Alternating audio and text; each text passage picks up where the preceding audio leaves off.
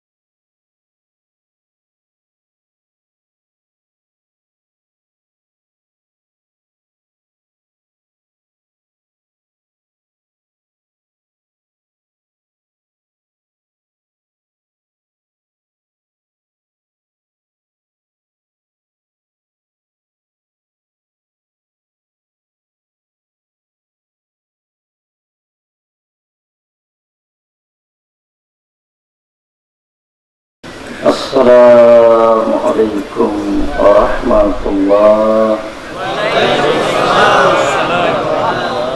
الحمد لله وحده والصلاة والسلام على من لا نبي بعده. أعوذ بالله من الشيطان الرجيم. فبما رحمة من الله لنت لهم ولو كنت فظا غليظ القلب لانفضوا من حولك فاعف عنهم واستغفر لهم وشاورهم في الأمر.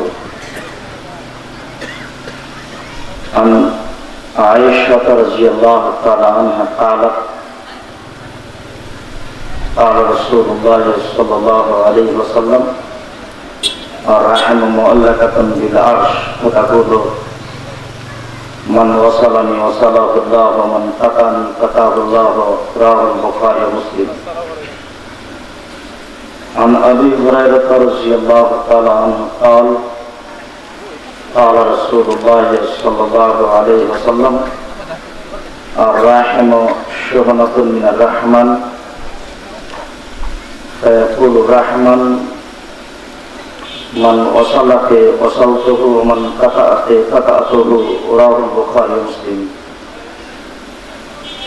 عن جبير بن مطعم رضي الله تعالى عنه قال قال رسول الله صلى الله عليه وسلم لا يدخل الجنة كافر. رواه البخاري. সম্মানিত উপস্থিতি, প্রশংসা আল্লাহর জন্য, শান্তি অবতীর্ণ হোক আল্লাহ রাসূলের উপর সাল্লাল্লাহু আলাইহি ওয়াসাল্লাম। আজকের এই দিন বৈঠকে সংক্ষিপ্ত বক্তব্যের বিষয় সদাচরণ, নম্র আচরণ। সদাচরণ, নম্র আচরণ সম্পর্কে এক গুরুত্বপূর্ণ তথ্যবহুল বিবরণের চেষ্টা করব ইনশাআল্লাহ আজিজ।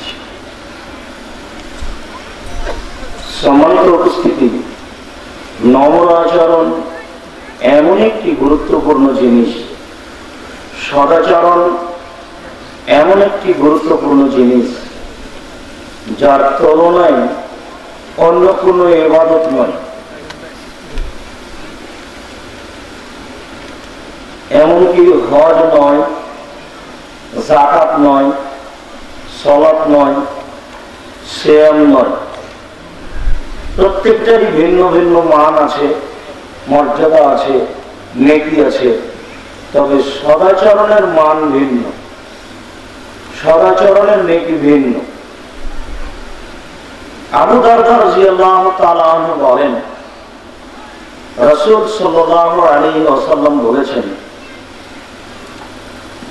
ইন্না আথকালা শাইইন ইদাউ ফি মিজানিল মুমিন ইয়াওমাল কিয়ামাহ খলকুন হাসান।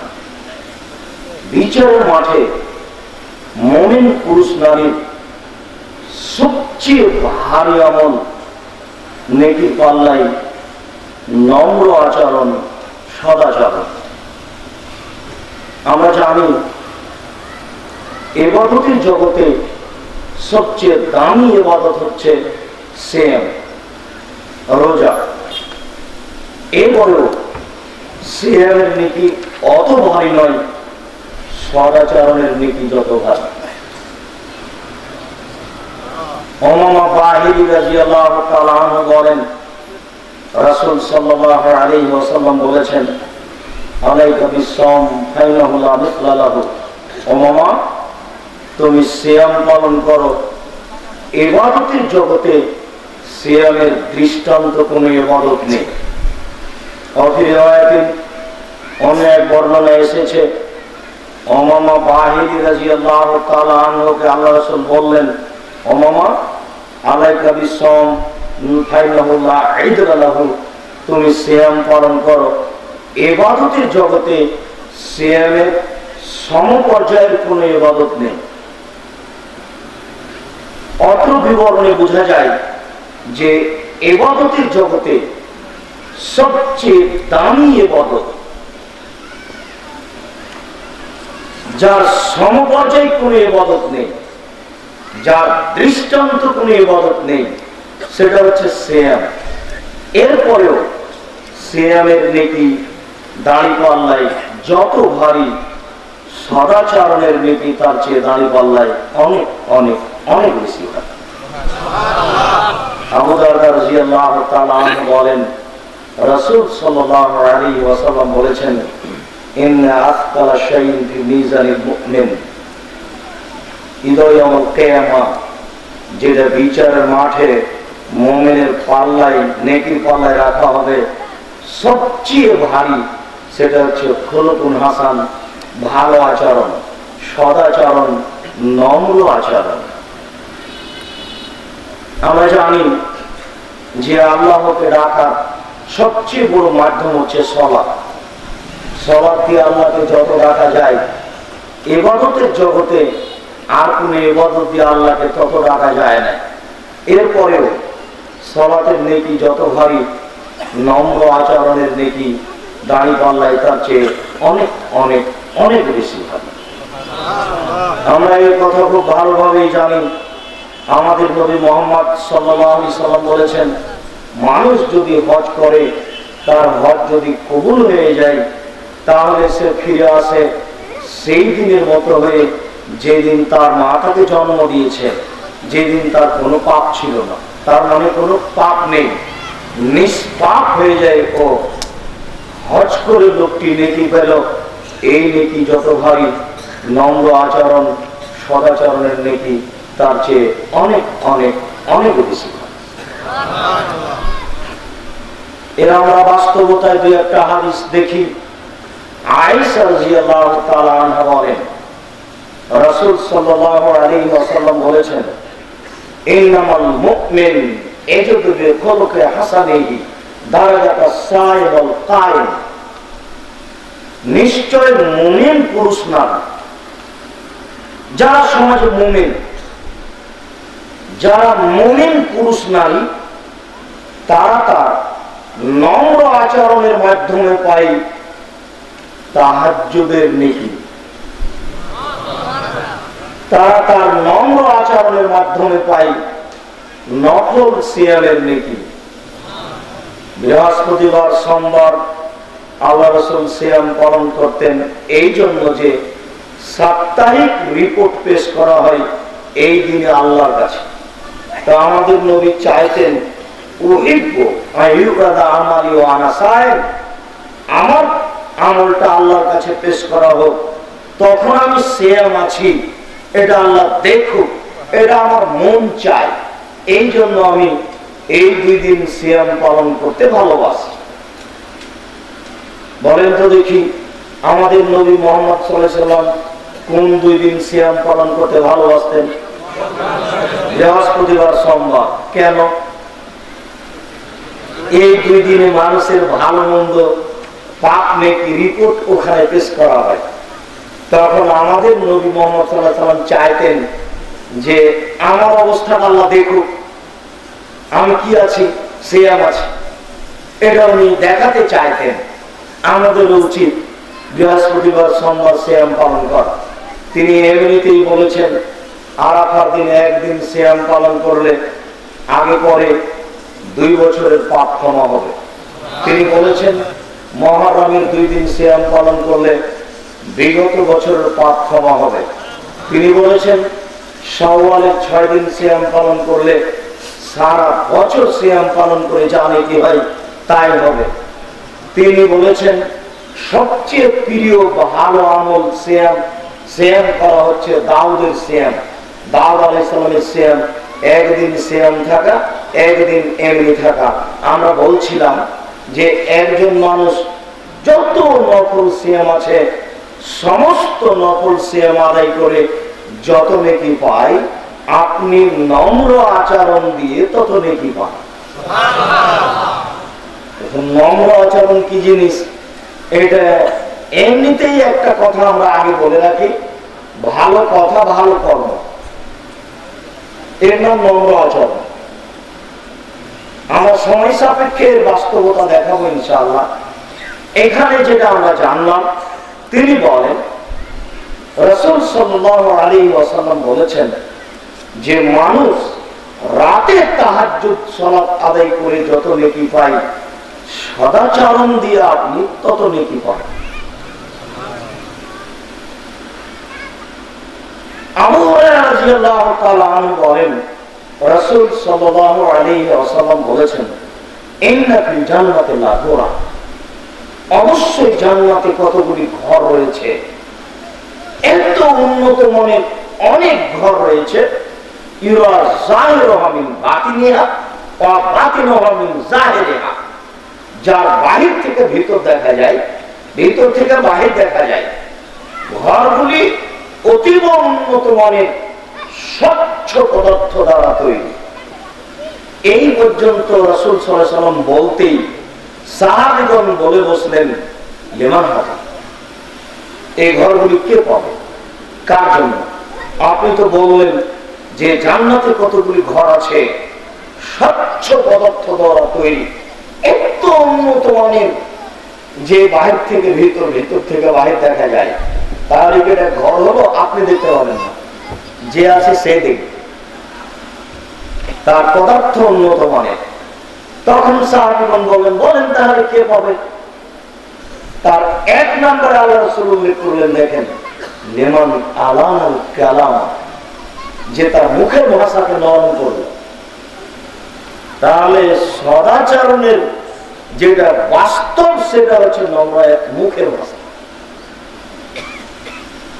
মুখের ভাষা যার মিঠে নম্র, তার কাছে রয়েছে সদাচরণ, সেই হচ্ছে নম্র আচরণের অধিকারী। এই কথাটাকে পূর্ণ করার জন্য আমরা কোরআন মাজিদ থেকে একটু অংশ আপনাদের শোনাই।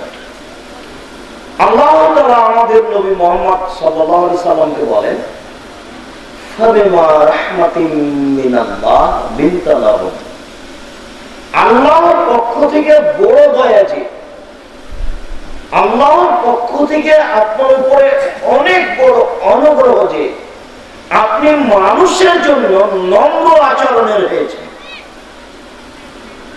নরম আচরণের হয়েছেন, নরম স্বভাবের হয়েছেন। তা আমরা নম্র আচরণ, নরম স্বভাব, নরম কথা কেন বলছি? পরে আল্লাহ তাআলা বলছেন ওয়ালাউ কুনতা ফাজ্জান গালিজাল কালব, যদি আপনি হতেন কর্কশ স্বভাবের, কঠোর অন্তরে, যদি আপনি হতেন কর্কশ স্বভাবের, কঠোর অন্তরে, লাল ফজলু মিন হাওলিক, তাহলে জনগণ আপনার পাশ থেকে সরে যাবে না। ও কথা খারাপ, কথাতে এমন ভাবে বলে যে পাশে টিকা যায়। আপনার আপনিও যখন কঠিন করে বলেন, মনে যাচ্ছে না ভেতরে?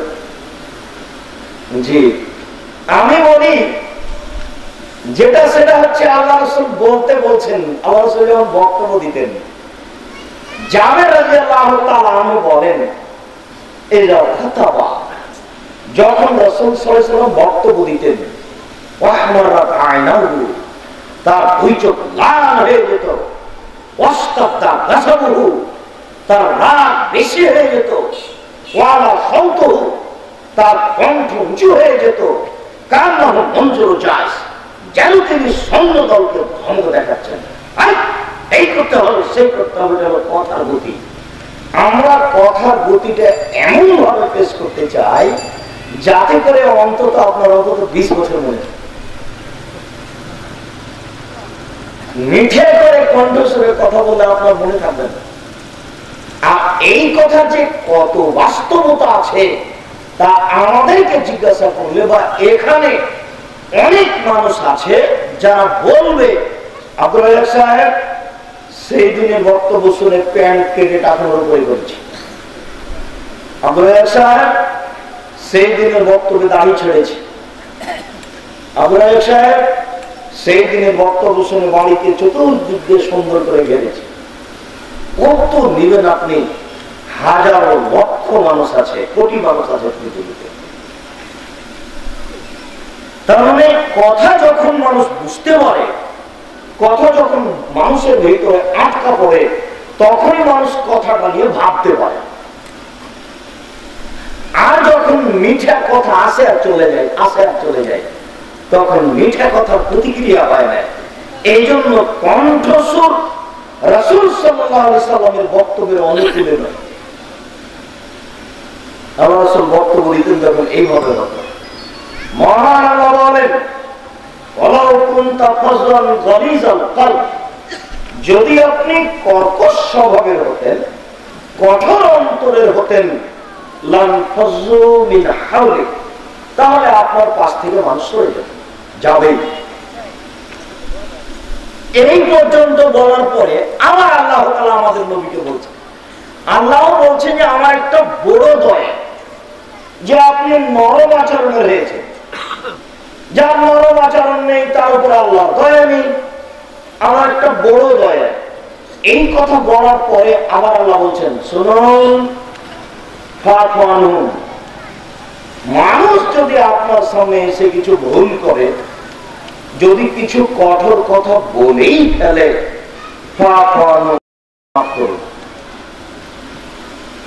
আপনাকে মাফ করতে হবে। ও তো মানুষ, ও এসেছে আবেগে কিছু বলছে।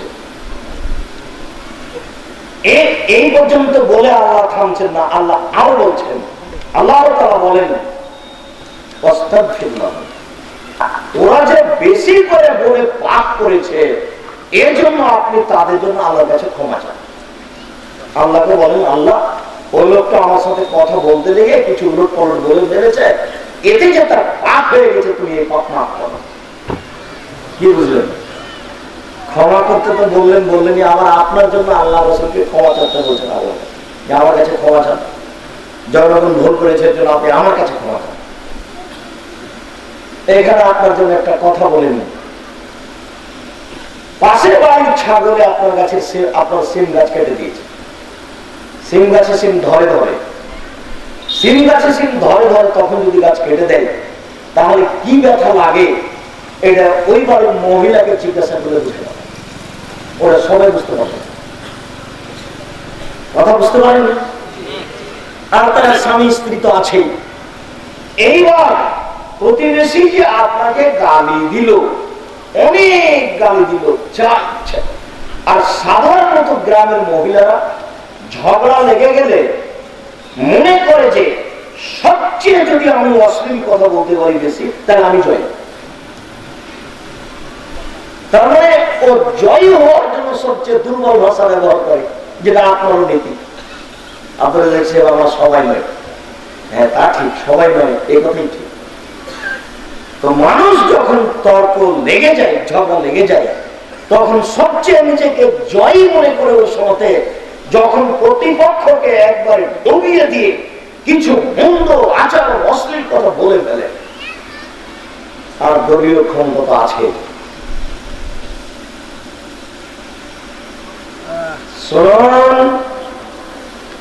অনেক কথা প্রতিবেশীকে বলা হয়েছে, এবার রাত্রে আপনি এসেছেন, আপনার স্ত্রী এখন বলছেন, কি ঘটেছে জানো? কি হয়েছে? যে পাশের প্রতিবেশীর ছাগলটা এই সিং ধরা গাছটাকে কেটে ফেলেছে। হ্যাঁ, কি বলো তুমি? তারপরে আপনি একবারে খেপে উঠলেন, কিছু করলেন, বললেন। এইগুলো নম্র আচরণ, এগুলো চলবে না একটা। এখন কি করতে হবে? এখন আপনি বুঝতে পেরেছেন আমার স্ত্রী অনেক কিছু বলেছে, এখন আপনি পাশের বাড়িতে আসেন, বাইরটা করেন, আসসালামু আলাইকুম ভাই, একটু আপনার সাথে কথা বলতে চাচ্ছিলাম, একটু বাইরে দিকে। জি, কি বলছিলেন? তো হাত ধরে বলতে হবে যে ভাইয়া, আমার সিম গাছ খেয়ে ফেলায় আপনার ছাগলে আমার স্ত্রী আপনাকে অনেক গালি দিয়েছে, আমি আমার স্ত্রীর পক্ষ থেকে আপনার কাছে ক্ষমা চাইতে এসেছি, দয়া করে আমাকে মাফ করেন। পাবেন কি? এটার নাম হল নম্র আচরণ। এখন আপনার জন্য জান্নাত সহজ। প্রতিবেশীর সাথে মন্দ আচরণ করে তাহাজ্জুদ করে জান্নাত হয় না। কথা আপনাকে যতই ভালো লাগুক, কথা হাদিসের অনুবাদ, আমার কিছু করার নেই, আমি একজন অনুবাদক। আবু হুরায়রা রাদিয়াল্লাহু তাআলা আনহু বলেন, রাসূল সাল্লাল্লাহু আলাইহি ওয়াসাল্লামকে বলা হলো, আমরা ফলানা তানতুযকারু বিকাসরাতি সালাতি ওয়া সিয়ামি ওয়া সাদাকাতিহা। আমরা রাসূল বলা হয় যে অমুক মহিলা খুব বেশি বেশি সালাত আদায় করে, খুব বেশি বেশি সিয়াম পালন করে, খুব বেশি বেশি দান খায়রাত করে। তিনটেই কিন্তু দামি ইবাদত। সিয়াম সবচেয়ে দামি ইবাদত, সালাত আল্লাহর কাছে আল্লাহকে ডাকার সবচেয়ে বড় মাধ্যম, দান তো এর ফলাফল হলো জান্নাত। কেন? বিচারের মাঝে আপনি আল্লাহকে বলবেন যে আমি জান্নাত পাবো, তখন আল্লাহ বলবেন কেন তুমি পারো? মানে তখন আপনি বলবেন আর সাবকাত বুরহান, দান হলো দলিল। অন্য কোন ইবাদতকে আল্লাহ রাসূল এইভাবে পেশ করেননি। এক একটা ইবাদতকে আল্লাহ রাসূল এক এক ভাবে পেশ করেছেন। তার দানের ব্যাপারে বলেছেন আর সাবকাত বুরহান, দান হলো দলিল। বিচারের মাঠে বলবেন আমি জান্নাত পাবো। কেউ যদি বলে আপনাকে ফেরেশতাগণ কেউ, কি ব্যাপার, কেন? আমি দান করেছি, জান্নাত আমি পাবো, দান হলো দলিল। তাহলে দেখেন দান কত বড় দামি জিনিস। এবার দেখেন মহিলাটি বেশি বেশি সালাত আদায় করে, বেশি বেশি সিয়াম পালন করে, বেশি বেশি দান করে, গায়রা আন্নাহা তুদি জিরানাহা বিলিসানিহা, তবে সে তার মুখ দিয়ে প্রতিবেশীকে কষ্ট দেয়। ঝগড়া লেগে গেলে এমন কিছু বলে, বাপরে বাপ, তখন আল্লাহ রাসূল বলেন যে হে ফিল্লাহ ও জাহান্নামে যাবে। বাইহাকি মিসকাত সহিহ উপদেশে লেখা আছে, দেখতে পাবেন। দেখেন তাহাজ্জুদ করে জান্নাত হলো না, দেখেন সিয়াম পালন করে হলো না, দেখেন দান করে হলো না। পাল্টা আরেকজন মহিলার কথা বলা হচ্ছে, ইন্না খোলাতান তুযকারু মিন কিল্লাতি সালাতি ওয়া সিয়ামি ওয়া সাদাকাতিহা গায়রাল্লাহু তুযি জিরানাহা বিলিসানিহা। আল্লাহ রাসূল অমুক মহিলার কথা বলা হয় যে ও কম সালাত আদায় করে, শুধু ফরজ করে, কম সিয়াম পালন করে, শুধু রমজান করে, আর কম দান খায়রাত করে। দান খায়রাতের ব্যাপারে বলেছে অল্প শরীরের একটু করে। তখন আল্লাহ রাসূলকে বলা হলো তবে প্রতিবেশীকে কষ্ট দেয় না। আল্লাহ রাসূল উত্তর আল্লাহ রাসূল বলেন যে হে আপনি জান্নাত ও জান্নাতে যাবেন। তাহলে দেখেন তো ইবাদত বেশি হয়ে আচরণ কম হওয়াতে জান্নাত হয় না, আর ইবাদত কম আচরণ ভালো জান্নাত হয়ে গেল। আমি আপনাকে বুঝাতে চাচ্ছি যে আচরণ সবচেয়ে ভালো আমল। কেন? আরেকটা কথা মনে পড়ছে, কর্কশ স্বভাব আর কঠোর অন্তর দুটো যদি থাকে মানুষের ভিতরে, তাহলে মানুষের সাথে নম্র আচরণ দেখাতে পারবে না। বাড়ির ভিতরে ঢুকছিল, দরজা একজন মহিলা বসে ভিক্ষে চাচ্ছে, দরজাটা ঘেরে আছে, তখন আপনি তাড়াহুড়া করে ঢুকছেন, আপনি বলছেন এই সমস্ত জায়গা পাই না, দরজায় বসেছে, ভিতরে ঢোকা যায় না। এই যে আপনার ভাষার গতি, বুঝতে পারেন? ও কি মাস্টার ডিগ্রি পাস করে এসেছে, আপনার দরজায় ভিক্ষে চাচ্ছে? যে আপনার দরজা ঘেরে বসে আছে কি এক পাশে বসতে হবে তার জানা আছে? আপনি খুবই কাজে ব্যস্ত, তখনও খেতে চাচ্ছেন, তখনও বলছে যে বারবার ঠাকুরকে ভিক্ষে দেন। আপনার যত প্রয়োজন বাড়িতে ও তার চেয়ে বেশি। কেন? যতক্ষণ আপনার কাছে আটকা আছে ততক্ষণ আর এক বাড়িতে যেতে পারছে না। তা আপনার বেশি প্রয়োজন না তার বেশি প্রয়োজন? তার বেশি। ওরা তো আর আমি আপনি আঁচ করতে পারি না। যেমন একটু আগে বললাম যে মহিলাটার সিম গাছ খেয়ে নিয়েছে, ব্যথা ওর কাছে যত আপনি ওটা বুঝতে পারেন, এরপর তাকে ফিরে আসতে হবে। তো কর্কশ স্বভাব আর কঠোর অন্তর এই দুটা থাকলে আপনি আগাতে পারবেন না ইমানের ব্যাপারে।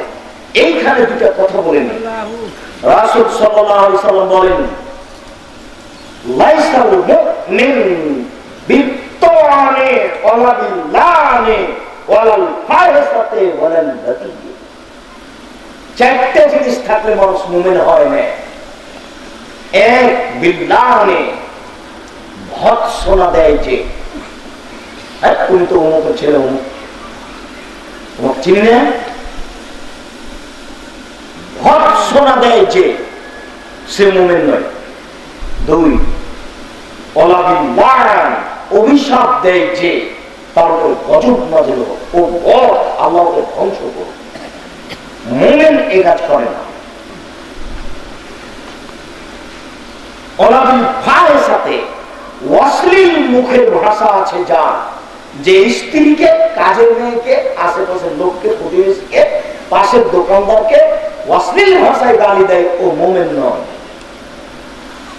অলাবিল বাজিয়ে, যার ভেতরে কঠোরতা, কর্কশতা আছে, সে মুমিন নয়। চারটা কথা আল্লাহ রাসূল একসাথে উল্লেখ করেছেন। আবু হুরায়রা রাদিয়াল্লাহু তাআলা আনহু বলেন, আমরা রাসূলুল্লাহ শাকাইরা নবী সাল্লাল্লাহু আলাইহি সাল্লাম কাসওয়াতা কালবিহি।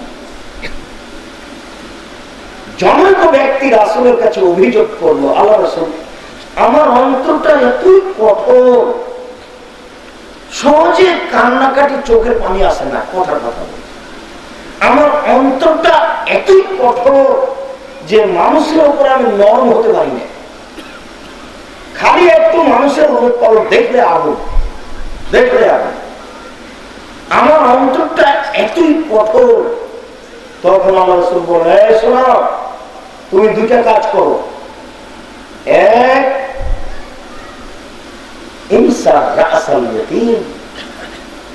এতিমের মাথায় হাত বোলাও। এই কথাটা কিন্তু আমরা আগে থেকে জানি, এটি কিন্তু হাদিসের কথা। রাসূল সাল্লাল্লাহু আলাইহি ওয়াসাল্লাম বলেছেন যে এতিমের মাথায় হাত বোলাতে হয়।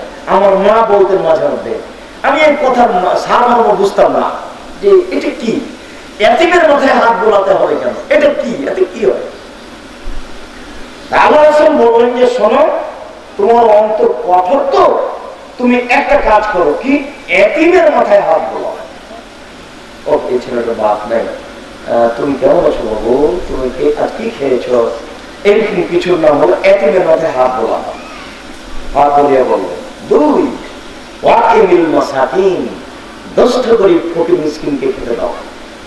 এবার দেখা যাবে যে আপনার নরম অন্তর আর খেতে দেওয়া দুটা এবার মুখামুখি কাজ করছে। ফকির চলে এসেছে, যা ভাত আছে তাতে আপনার হয় একটু কম কমই হবে। আপনার স্ত্রী ওই মাপে রান্না করেছে, ছেলে মেয়ে খেয়েছে, অল্প আছে। এখন স্ত্রী ওই সময় রান্না করতে যেতেও চাচ্ছে না, ভাই লাগছে। এখন ফকির চলে এসেছে যে দেখি আপনি কি করেন। এখন মুখামুখি এই খাওয়ার ফকিরকে দিয়ে দেন।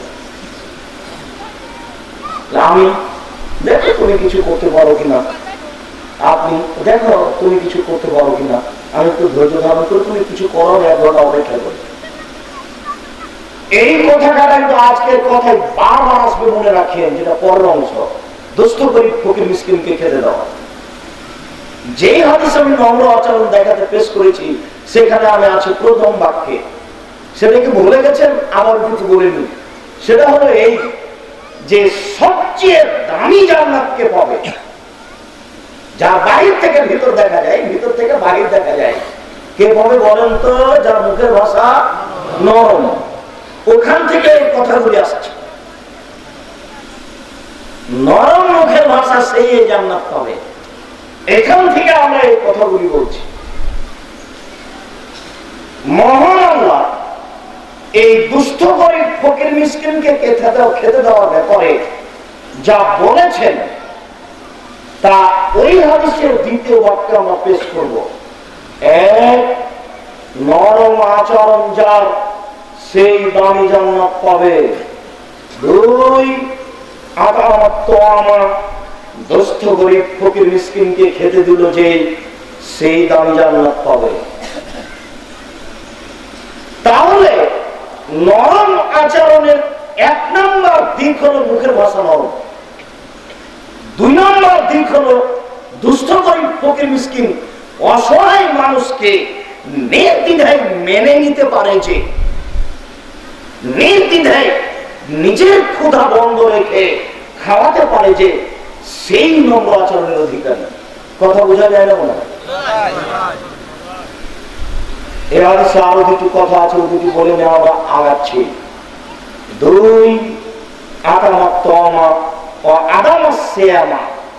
যে নিয়মিত নফল সিয়াম পালন করে সে দামি জান্নাত পাবে। 4 মানুষ যখন ঘুমিয়ে তখন সালাত আদায় করে, তাহাজ্জুদ পড়ে, এই ব্যক্তি দামি জান্নাত পাবে। এবার দেখেন যে 3টি কথা ইবাদতের জগতে সবচেয়ে দামি এসেছে সিরিয়ালে, সেগুলি পিছনে আছে।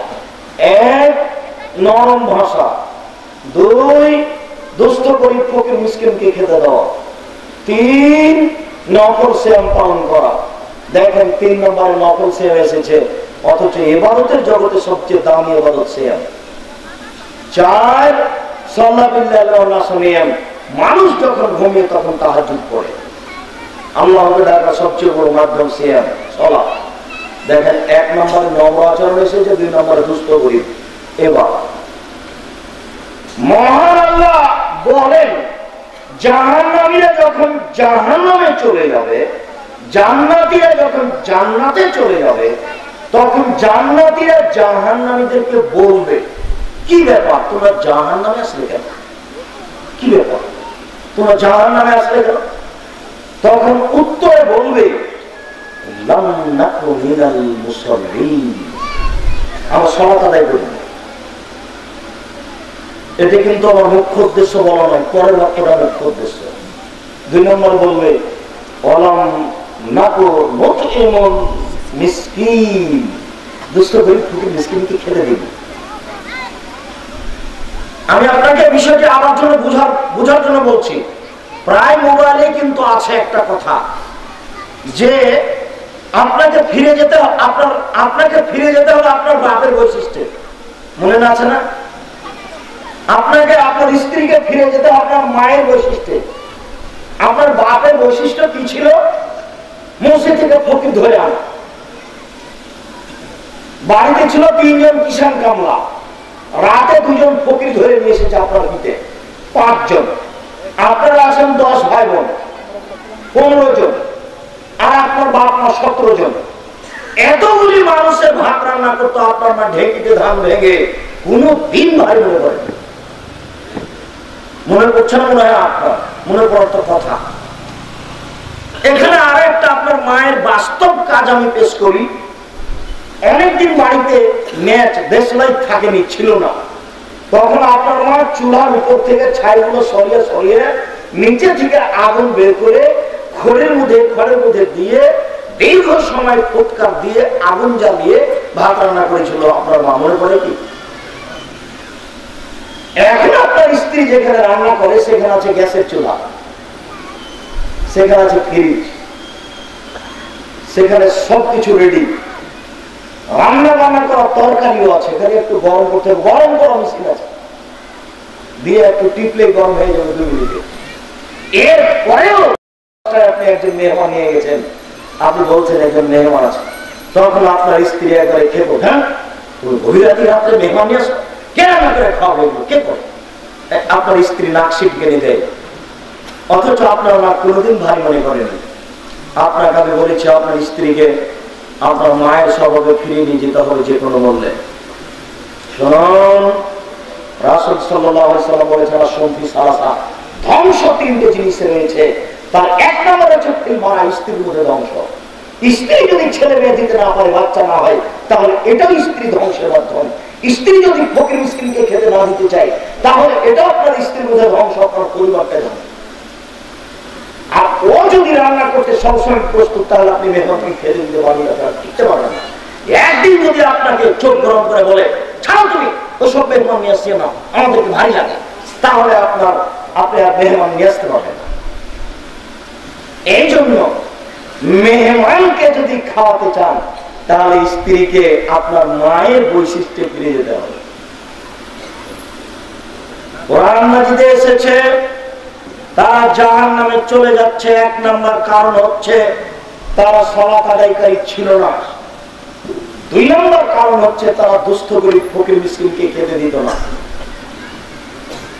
এবার শোনেন, আব্দুল্লাহ ইবনে আমর রাদিয়াল্লাহু তাআলা আনহু বলেন, রাসূল সাল্লাল্লাহু আলাইহি ওয়াসাল্লাম বলেছেন, জিজ্ঞাসার উত্তরে আইয়ুল ইসলামে খায়, আল্লাহ রাসূল সবচেয়ে ভালো আমল কি? মানুষের জীবনে সবচেয়ে ভালো কর্ম কি? আল্লাহ রাসূল মানুষের জীবনে সবচেয়ে ভালো আমল কি? মানুষের জীবনে সবচেয়ে ভালো কর্ম কি? তখন আল্লাহ রাসূল উত্তরে বললেন, এক তুতির মুত্তম, দুস্থ গরীব ফকির মিসকিনকে খেতে দিবা, এটাই হলো মানুষের জীবনে সবচেয়ে ভালো আমল, তোমার জীবনে ভালো আমল। দেখেন, আমরা কিন্তু নম্র আচরণের 2 নম্বরে আছি, 2 নম্বর স্তরে আছি।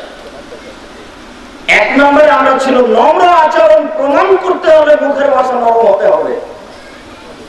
নম্র আচরণ প্রমাণ করতে হলে কাকে খেতে দিতে হবে? দুস্থ গরীব ফকির মিসকিনকে। অত হাদিসে 2 নম্বর বাক্যে রাসূল সাল্লাল্লাহু আলাইহি ওয়াসাল্লাম বলেন, অতাকরাউস সালাম আলা মান আরাফতা ওয়া মান লাম তারিফ, যাকে চিনো তাকেও সালাম দিবা, যাকে চিনো না তাকেও সালাম দিবা। মোবাইলে আপনার রিং হচ্ছে, আপনি চিনতে পারছেন একজন হিন্দু মানুষ, তাহলে আপনি বলেন, জি ধন্যবাদ, কি বলছিলেন যেন জনাব, কি বলছিলেন এই। আর যদি নাম্বার চিনতে না পারা যায়, মুসলমান হোক, হিন্দু হোক, বৌদ্ধ হোক, খ্রিস্টান হোক, আপনি তাকে সালাম দিবেন। আপনি রাস্তায় যাচ্ছেন, লোকটা সামনে, আপনি চিনতে পারছেন না অমুসলিম কি অমুসলিম, সে যেই হোক না কেন, বিড়ি খায়, মদ খায়, নামাজ পড়ুক, সালাত আদায় করুক, আপনার কোরআন তেলাওয়াত করুক, যে পেশাব করুক, পায়খানা করুক, আপনি সালাম দিতে বাধ্য। এটা নীতি, ইসলামী ল, আপনাকে সালাম দিতে হবে। উত্তরের পদ্ধতি 2টি। আমরা কয়েকটা জায়গাতে শুনেছি সালাম দেওয়া যায় না, এটা মানুষের কথা মাত্র। তারপরে একটা খাওয়ার সময়তে আশ্চর্য হই আমরা যে খাওয়ার সময়তে আমি খাচ্ছি, আপনি আসলেন, এসে বলছেন, আব্দুল রাজ্জাক আপনি মনে কিছু নিয়েন না, আপনি খাচ্ছেন এই জন্য সালাম দিলাম না। এতগুলি বাক্য চলে আর আসসালামু আলাইকুম চলে না, এটা কেমন ধর্ম গো? বুঝতে পারেন সেটি? কাজে সালাম সব জায়গাতে, উত্তরের পদ্ধতি 2 জায়গাতে ভিন্ন আছে। এক, আমি সালাত আদায় করছি, নামাজ পড়ছি, আপনি সালাম দিলেন, তখন আমাকে বলতে হবে এইভাবে, মুখে বলা যাবে না। আমি যদি বলি ওয়ালাইকুম আসসালাম, তাহলে আপনার আমি মুখামুখি হয়ে গেলাম, এটা তাহলে মানুষের কথা হয়ে গেল, সালাতে এটা জায়েজ নয়। তাহলে সালাতে যদি কেউ সালাম দেয়, কি করতে হবে? হাত বাঁধা আছে তো, এই যে আঙ্গুল উঁচু করবেন, এটা হয়ে গেল ওয়ালাইকুম আসসালাম। বুঝতে পারছেন কিনা? 2, আরেকটা পদ্ধতি, আপনি পেশাব করে বসে আছেন, পায়খানায় বসে আছেন, এই অবস্থায় আপনি আছেন, আমি সালাম দিয়ে চলে গেলাম, ওই সময় আপনি উত্তর দিতে পারবেন না। সালাম দিতে হবে আমাকে, কিন্তু আপনি উত্তর দিতে পারবেন না, আপনাকে উঠে বলতে হবে ওয়ালাইকুম আসসালাম। কথা বোঝা যায় না মনে? এখানে সালামের জন্য আরো জরুরি কয়েকটি কথা বলা হচ্ছে, যে সালাম দিয়ে কথা আরম্ভ করতে হবে, মধ্যে সালাম দেওয়া যাবে না। যেমন আমাদের অনেকে যারা নেতৃত্ব স্থানীয় দায়িত্ব পালন করছেন, তারা অনেকে প্রথমে বলছেন আউযু বিল্লাহি মিনাশ শাইতানির রাজিম, তারপর কথা আরম্ভ করছেন, এটা চলবে না। কোরআন তেলাওয়াত করলে আউযু বিল্লাহ বলে। আমার অনেকে, জি ধন্যবাদ, আমি আপনাদের এই জন্য এসেছি, খানিক কথা বলার পরে বলছেন আসসালামু আলাইকুম, একটা চলবে না। আল্লাহ রাসূল বলছেন আসসালামু কাবলাল কালামে, মুখে কথা বের করার পূর্বে সালাম হতে হবে। বুঝা যায় না মনে হয়? মুখে সালাম, কথা বের করার পূর্বে সালাম হতে হবে, আসসালামু আলাইকুম। এরপরে আপনি কোরআন তেলাওয়াত করবেন না মানুষের সাথে কিছু কথা বলবেন পরে? আগে সালাম তারপরে কোনো কথা। আরেকটি জরুরি কথা এখানে, যে সালাম মুখামুখি হলো দিলেন, আবার গাছের আড়ের পরে, গাছের অন্তরালের পরে আবার সাক্ষাৎ আবার দিতে হবে, দেওয়ালের অন্তরালের পরে আবার সাক্ষাৎ আবার দিতে হবে। যতবার সাক্ষাৎ হবে ততবার সালাম দিতে হবে। সালামের আরেকটি কথা, এই ছেলেরা তোমরা বিস্তারিত দেখে নিতে পারো www.abdurrazak.jumar সালামের বিবরণ, বিস্তারিত বিবরণ দেওয়া আছে সালামে। ওখান থেকে কয়েকটি জরুরি কথা। সবচেয়ে কৃপণ মানুষ হচ্ছে ওই যে ব্যক্তি বাখেলা বিসালামে সালামের কৃপণতা করল, দেখিও দেয় কিনা, দেখিও দেয় কিনা, এই অপেক্ষে যে আছে সে হলো কৃপণ। বুঝা গেল না? এখন আপনি মুরব্বী মানুষ মনে করছেন চেয়ারম্যান তো ছোট ছেলে, আমাকে সালাম দেয় কিনা, কেন আপনি অপেক্ষা করছেন? আপনি সালাম দেন। যে সালাম দিতে দেরি করবে সে হলো সবচেয়ে কৃপণ। তাহলে এবার শোনেন, ইন্না আউলা বিল্লাহি মান বাদা বিসালামে, সবচেয়ে মানুষের মধ্যে উত্তম ওই ব্যক্তি যে সালাম আগে দেয়। কি বুঝলেন? সবচেয়ে উত্তম ব্যক্তি ওই ব্যক্তি যে ব্যক্তি সালাম আগে দেয়। এরপরে শোনেন, একটা বৈঠকে মুসলমান আছে, ইহুদি আছে, খ্রিস্টান আছে, হিন্দু আছে, আপনি বলেন আসসালামু আলাইকুম, সহিহ হাদিস, কোনো সমস্যা নেই। যদি তো সালাম আপনার মুসলমানের উপরে, কিন্তু এখানে পৃথক করে বলতে হবে না। আব্দুল রাজ্জাক সাহেব, একটা কথা আমরা শুনেছি যে অমুসলিম থাকলে বা অমুসলিমকে সালাম দিলে এভাবে বলতে হয় আসসালামু আলা মান ইত্তাবা'আল হুদা। সালাম ওই লোকের উপরে যে হেদায়েতের উপরে আছে। জিনা এটা সব জায়গাতে নয়। যখন আপনি কারোর কাছে পত্র লিখবেন, তখন যদি ওই ব্যক্তি অমুসলিম হয় তাহলে আপনি বলবেন আসসালামু আলা মান ইত্তাবা'আল হুদা। এরপরে আপনি বলবেন মিন আহমদ, আহমদের পক্ষ থেকে আব্দুল্লাহর নিকট। প্রথমে আপনি বলবেন আসসালামু আলা মান ইত্তাবা'আল হুদা। ওটা হলো পত্রের নিয়ম। যখন রাসূল সাল্লাল্লাহু আলাইহি সাল্লাম ইরাকের প্রেসিডেন্ট হেরাক্লিয়াসের কাছে পত্র লিখেছিলেন, তখন আল্লাহ রাসূল এইভাবে লিখেছিলেন। হেরাক্লিয়াসের কাছে যে পত্র দিয়েছিলেন তাতে তিনি এইভাবে লিখেছিলেন। উল্লেখ্য যে সম্মানিত দিনী ভাইরা, আমরা বলছিলাম সালামের বিষয়টি এত গুরুত্বপূর্ণ যে অবশ্যই অবশ্যই আপনি চিনেন তাও সালাম দিবেন, না চিনেন তাও সালাম দিবেন, তবুও সালাম দিবেন, এটা শুনলাম। বলছিলাম নম্র আচরণের সবচেয়ে গুরুত্বপূর্ণ দ্বিতীয় অংশ হচ্ছে দুস্থ গরিব ফকির মিসকিনকে খেতে দেওয়া। দেখেন মহান আল্লাহ বলেন ফালাত্তাহামাল আকাবা, ওরা দুর্গম গিরিপথ অতিক্রম করতে পারলো না। আমাদরা কামাল আকাবা, হে মুহাম্মদ আপনি কি বলতে পারেন দুর্গম গিরিপথ কি? আমাদের ভাষায় আমরা বুঝি দুর্গম গিরিপথ পথ মানে পাথরের রাস্তা, শীতের দিন খালি পা, পায়ে জুতা স্যান্ডেল নেই, শীতের দিন পাথর উপর দিয়ে হাঁটতে হবে, এর নাম হচ্ছে দুর্গম গিরিপথ। কিন্তু আল্লাহ এটা বলছেন না। আল্লাহ বলছেন ফালাত্তাহামাল আকাবা, সে দুর্গম গিরিপথকে অতিক্রম করতে পারলো না। আমাদরাকা মাল আকাবা, হে মুহাম্মদ আপনি কি বলতে পারেন দুর্গম গিরিপথ কি? আমি বলি এক, ফাক্কু রাকাবা, তা হচ্ছে দাস দাসীকে টাকা দিয়ে মুক্ত করা। তো এখন তো দাস দাসী নেই আমাদের দেশে, তাহলে আমাদের জন্য পরের বাক্য আউমিন ইতআমিন ফি ইয়ামিন জি মাসগাবা ইয়াতীমান দা মাকরাবা আও মিসকিনান দা মাকরাবা। দুস্থ গরিব ফকির মিসকিন ইয়াতীম, যারা নিকট আত্মীয় দুস্থ গরিব, যারা ধুলোয় মলিন মিসকিন ইয়াতীম, তাদেরকে খেতে দেওয়া হচ্ছে দুর্গম গিরিপথ অতিক্রম করা। যারা দুস্থ গরিব ফকির মিসকিন ইয়াতীমকে খেতে দিতে পারলো, তারাই দুর্গম গিরিপথ অতিক্রম করতে পারলো। সম্মানিত উপস্থিতি, এবার আপনার সামনে পেশ করছি নম্র আচরণের 3 নম্বর সাইড, 3 নম্বর দিক। আমাদেরকে খেয়াল করুন। রাসূল সাল্লাল্লাহু আলাইহি সাল্লাম বলেন, আস-সাই আলাল আরমালাতি ওয়াল মাসাকিন কাল মুজাহিদ ফি সাবিলিল্লাহ ওয়াস-সাইম লা ইফতিরু ওয়াল কায়েম লা ইয়াফতিরু। যারা বিধবা দেখাশোনা করতে পারে, বিধবা বুঝেন কি?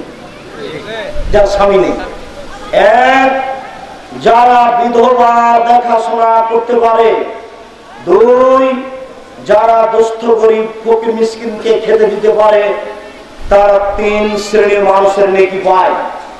এই ছেলেরা, এক খেলে চেয়ে থাকবে, ধরে নিয়ে যেতে হবে। মুরব্বিয়ানে কেরাম, আপনাদের কাছে অনুরোধ রাখছি, বাড়ির দিকে যাবেন আর বলবেন, আব্দুল রাজ্জাক সাহেব বললেন আল্লাহ রাসূল বলেছেন 3টা কাজ আছে, যে 3টা কাজে এইরকম নেকি হয়।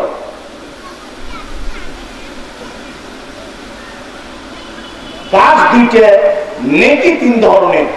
কাজ 2টা, নেকি 3 ধরনের লোকের। কাজ 2টা, নেকি 3 ধরনের লোকের। কাজ 2টা বলেন তো। 1 নম্বরে কি? ভুলে গেলেন। বিধবা মহিলাদের দেখাশোনা করা। 2 নম্বরে কি? ফকির মিসকিনকে খেতে দেওয়া। এবার নেকি 3 ধরনের হবে, এটা দেখেন। কাল মুজাহিদ ফি সাবিলিল্লাহ, আল্লাহর পথে যুদ্ধ করে যত নেকি হয়, আল্লাহর পথে যুদ্ধ করে যত নেকি হয় তত নেকি হবে। আবার এটা বুঝেন না যে 3 নম্বর শ্রেণীর কেতাল পার্টিদের যুদ্ধ, বুঝেই না, বলছে যে জজকে মারতে হবে। আশ্চর্য! কেন? জজ তাগুত সরকারের অধীনে চাকরি করে, এদের কাছে তো বুদ্ধি নাই, নেই বিদ্যা তো নেই, নেই বুদ্ধিও নাই। আচ্ছা, জজকে যে তুমি হত্যা করবে, তো জজকে যদি বলো আপনার নবীকে মোহাম্মদ, আল্লাহ, জি আল্লাহ আছেন সপ্তম গাছের উপরে, আপনি ওকে মারবেন কি করে? ও তো মুসলিম। আপনি বলতে পারেন ও ফাসিক, আপনি বলতে পারেন ও জালেম, আপনি বলতে পারেন ও পাপী, আপনি তাকে মারবেন কি করে? এটা হয় কি করে? এইসব পরিচালনা একেবারেই বোকারির পরিচয় দিয়ে চলছে, যার কারণে আজকে আমাদেরকে গ্লানি বহন করতে হচ্ছে। শেখ আব্দুর রহমানের গ্লানি, বাংলা ভাইয়ের গ্লানি 500 বছর জগতে মাটির উপরে আমাদেরকে বহন করতে হবে বলে আমরা বুঝতে পারছি, আজ করতে পারছি। এই নীতির বিরুদ্ধে বক্তব্য দিয়ে আসলাম আমরা। আশ্চর্য! একজন পাপী মানুষকে হত্যা করতে হবে কেন? সরকার তাকে দাওয়াত দেন। আপনি বলেন যে নারী নেতৃত্ব যায় না, বলেন পত্র দিয়ে পাঠান। আপনি তাকে বলেন যে আপনি সুদ বন্ধ করেন, ঘুষ বন্ধ করেন, কিন্তু তাকে হত্যা করতে হবে, এই কথা আপনি বলেন। আশ্চর্য! আপনি তাকে গিয়ে বলেন তো যে আপনার নবীর নাম নেই, ইলাহি বলবেন যে আমার নবীর নাম মোহাম্মদ। তাকে বলেন যে আল্লাহ, আমার আল্লাহ আছেন, আপনি তাকে হত্যা করবেন না। আমার কথা মেনে নেন, শুনে নেন। যিনি বিশ্বাস করেন আমার নবী মোহাম্মদ, যিনি বিশ্বাস করেন আমার আল্লাহ আছেন, তিনি ইবাদত করুক আর না করুক, আপনি তাকে মারতে পারবেন না। বুঝতে পারেন না মনে হয়? এই নীতিমালায় থাকবেন। কোথায় কোথায় এসেছে? আল্লাহর পথে জিহাদ করে যত নেকি হয়, বিধবাকে দেখাশোনা করলে তত নেকি হয়। 2, নিয়মিত নফল রোজা থাকলে যত নেকি হয়, বিধবাকে দেখাশোনা করলে তত নেকি হয়। 3, ওয়ালা আল কায়েম লা ইয়াফতুরু, ফুর্তির সাথে, ভালো খেয়ালে, ভয় ভীতি নিয়ে, মনোযোগ সহকারে রাতে তাহাজ্জুদ পড়লে যত নেকি হয়, বিধবাকে দেখাশোনা করলে তত নেকি হয়। বুখারী মুসলিম। দেখি আবার মনে থাকি কিনা। বিধবাকে দেখাশোনা করলে নেকি 1, আল্লাহর পথে জিহাদ করলে যত নেকি হয়, বিধবাকে দেখাশোনা করলে তত নেকি হয়। 2, নিয়মিত নফল রোজা সিয়াম থাকলে যত নেকি হয়, বিধবাকে দেখাশোনা করলে যত নেকি হয়, 3 রাতে তাহাজ্জুদ পড়লে যত নেকি হয়, বিধবাকে দেখাশোনা করলে তত নেকি হয়। আপনাকে আমরা বুঝাতে অক্ষম যে একজন বিধবা কত অসহায়। অসহায় না হলে আল্লাহ রাসূল এইভাবে বলছেন কেন? একজন বিধবা ওর পেশাব করতে যাওয়ার মতো ক্ষমতা নেই, কেউ নেই। একজন বিধবা একটা চালের নিচে একটু বৃষ্টি বা রৌদ্র থেকে বেঁচে থাকবে তার ব্যবস্থা নেই। তার ছেলে নাই, তার স্বামী নেই, এর নাম বিধবা। আপনি কি করতে চাচ্ছেন তা? এই জন্য আল্লাহ রাসূল এইভাবে উল্লেখ করেছেন। তিনি বলেছেন, দোস্ত গরিব ফকির মিসকিনকে দেখলে এরকম নেকি হয়। সম্মানিত উপস্থিতি, এবার আপনার নম্র আচরণের 4 নম্বর স্তরে আসলাম।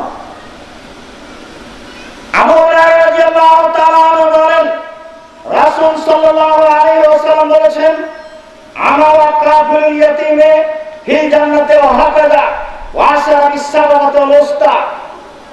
যারা এতিমের লালন পালন করে তারা আর আমি জান্নাতে এইভাবে থাকবো। এইভাবে দেখাতে গিয়ে আঙ্গুল ইশারা করে তর্জনী আর মধ্যমা এই 2টা আঙ্গুল দেখালেন, 2 আঙ্গুলের মধ্যে একটু ফাঁকা রাখলেন, ফাঁকা রেখে দেখালেন, আমি আর এতিমের লালন পালনকারী জান্নাতে একসাথেই থাকবো, তবে এতটুকু পার্থক্য, একটু তফাৎ আছে। তাহলে নম্র আচরণ যার, সে এতিমকে খেতে দিতে পারে।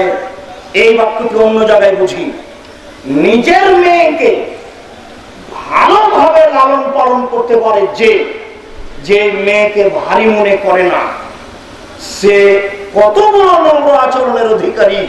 এবার দেখেন, মান আলা জারিয়াতাইনে ফা হুয়া ওয়া আনা ফিল জান্নাতি হাকাজা ওয়া আশারা বিস-সাবর ওয়াল উস্তা ওয়া জামরা বাইনাহুমা। শুনুন, যারা 2টি মেয়ের লালন পালন করবে, ঠিক মতো খাবার দিবে, কাপড় দিবে, শিক্ষা দীক্ষা দিবে, বিবাহ শাদী দিয়ে দিবে, ওই ব্যক্তি আর আমি জান্নাতে এইভাবে থাকবো। তর্জনী আর মধ্যমা আঙ্গুল দিয়ে ইশারা করলেন, তবে 2টিকে জমা করে দিলেন। বুঝাতে পারিনি আমি এখনো? এতিমকে ভালোবেসে যত নেকি হবে, 2টি মেয়ে লালন পালন করলে তার চেয়ে অনেক অনেক অনেক বেশি নেকি হবে। এই দেশের এটাই তো অনেক মানুষ রাগ করে যে আব্দুর রাজ্জাক সাহেব এত কঠিন ভাবে বলেন কেন। এই দেশে যারা 3 নম্বর শ্রেণীর নারী রাস্তায় নেমে সম অধিকারের দাবি জানায়, তারা কি জানে শরীয়তে তাদের কত মর্যাদা দেওয়া হয়েছে? তাদের জানায় শরীয়ত তাদেরকে কত ভালোবেসেছে। আমাদের নবী মুহাম্মদ সাল্লাল্লাহু আলাইহি সাল্লাম তাদেরকে কত ভালোবাসার দিক উল্লেখ করেছেন।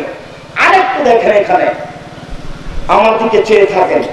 আয়েশা রাদিয়াল্লাহু তাআলা আনহা বলেন যে একজন ভিক্ষিকা 2টা মেয়ে বাচ্চা নিয়ে আসলো, বুখারী মুসলিম। মেয়ে বাচ্চা নিয়ে এসে আমার কাছে খেতে চায়। আমি খুব খুঁজলাম, বাড়িতে কিছুই নেই, একটা খেজুর আমি মহিলার হাতে দিলাম। মহিলার খেজুরটা 2 টুকরা করলো, 2 টুকরা করে 2 মেয়েকে দিল।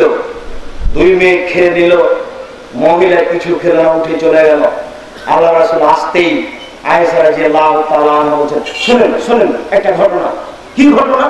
এই দেখেন, একজন মহিলা এসেছিল 2টা মেয়ে বাচ্চা নিয়ে, এই করলো, খেতে চাইলো, খেজুর দিলেন একটা, আর কিছু নেই, খেজুরটা 2 টুকরা করলো, 2 মেয়ে বাচ্চাকে দিল, ওরা খেয়ে নিল, উঠে চলে গেল, নিজে কিছু খেল না। তখন আল্লাহ রাসূল বলেন, আয়েশা শুনে রাখো, যারা মেয়েদের লালন পালন করবে, মেয়েরা তাদের জাহান্নামের অন্তরাল হবে। ওইদিকে জাহান্নাম, এইদিকে বাপ, মধ্যখানে মেয়ে। ওইদিকে জাহান্নাম, এইদিকে পিতা, মধ্যখানে মেয়ে। এই পিতা জাহান্নামে যাবে না।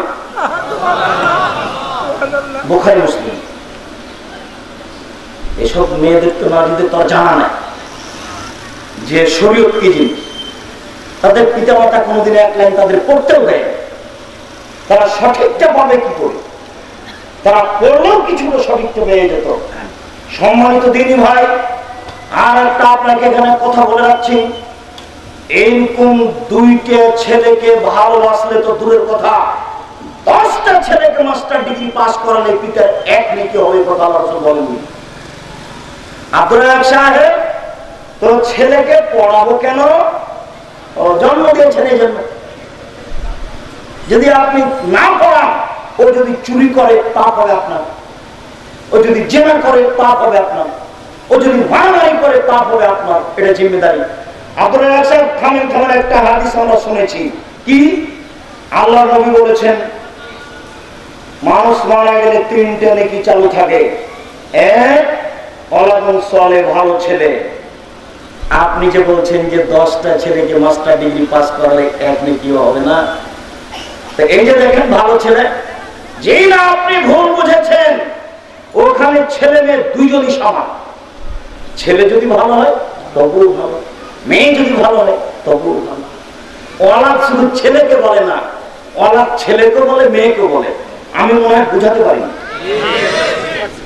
আপনি যতই খুঁজেন, ছেলেকে লালন পালন করার কোন পার্সোনাল মর্যাদা পাবেন না, ওটা মেয়েদের মর্যাদা। দেখেন, মেয়েদের ভিন্ন মর্যাদা আল্লাহ রাসূল উল্লেখ করছেন। একটু সামান্য মধ্যকার একটা কথা, এসব নারী বুঝে না বলেই এইগুলি করছে আর লিখছে। রাসূল সাল্লাল্লাহু আলাইহি ওয়াসাল্লাম বলেন, 4টে জিনিস আছে যার জান্নাতের যে কোনো দরজা খোলা তার। 4টে জিনিস যে নারী করতে পারে, সে নারী জান্নাতে যে কোনো দরজাতে প্রবেশ করতে পারবে। 4টে জিনিস যে নারী করতে পারে, সে নারী জান্নাতের যে কোনো দরজাতে ঢুকতে পারবে। 1, 5 ওয়াক্ত সালাত আদায় করলো। 2, রমজান মাসে সিয়াম পালন করলো। 3, স্বামীকে মান্য করলো। 4, জেনায় লিপ্ত হলো না। আমার মুসলিম বোনেরা বলবেন, আব্দুর রাজ্জাক সাহেব 3 নম্বরটাই তো কঠিন, স্বামীকে মানাটাই তো জটিল হয়ে গেছে। আমাদের তো কিছু করার নেই। আল্লাহ নবী সিরিয়াল 4টে দিয়েছেন। কোন নারী যদি এই 4টা কাজ করতে পারে, দেখেন তো, 1, 5 ওয়াক্ত সালাত আদায় করলো। এই ছেলেরা, এখন তো এই কাজ, এদিকে বসে, কোন সমস্যা?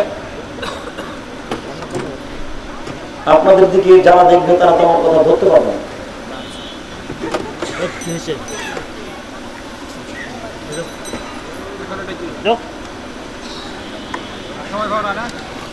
যে সম্মানিত দিনী ভাই বোনেরা, বলছিলাম 1, 5 ওয়াক্ত সালাত আদায় করলো।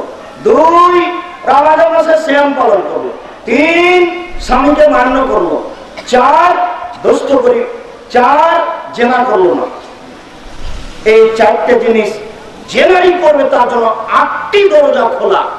আপনি কিয়ামত পর্যন্ত চেষ্টা করলে, আপনি 4টা কাজ করলে জান্নাতে চলে যাবেন, এরকম হাদিস নাই দুনিয়াতে। আমি মনে হয় বুঝাতে পারি না। এই মর্যাদা নারীদের, আপনার নয়। কথা কি বুঝতে পেরেছেন? এবার শোনেন, আল্লাহ রাসূল বলছেন, ওয়াল আম্বিয়া ফিল জান্নাহ, ওয়াশ-শুহাদা ফিল জান্নাহ, ওয়াস-সালিহিন ফিল জান্নাহ। নবীগণ জান্নাতে, শহীদগণ জান্নাতে, সৎ মানুষ জান্নাতে। এরপরে তিনি বলছেন, অন-নিসা, মহিলারা জান্নাতে। কে? যে 3টা কাজ করতে পারে। 1, বেশি বেশি বাচ্চা দিতে পারে, এটা কঠিন। 2, স্বামীকে ভালোবাসতে পারে।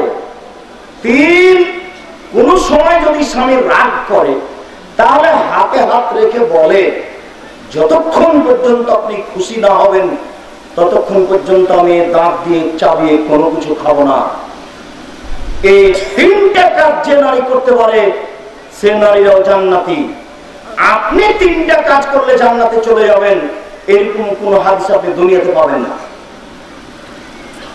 যদি আপনি আপনার জন্য দেখতে যান, তাহলে দেখবেন যে ওখানে মহিলা আছে। না, আমি বুঝাতে পারলাম না।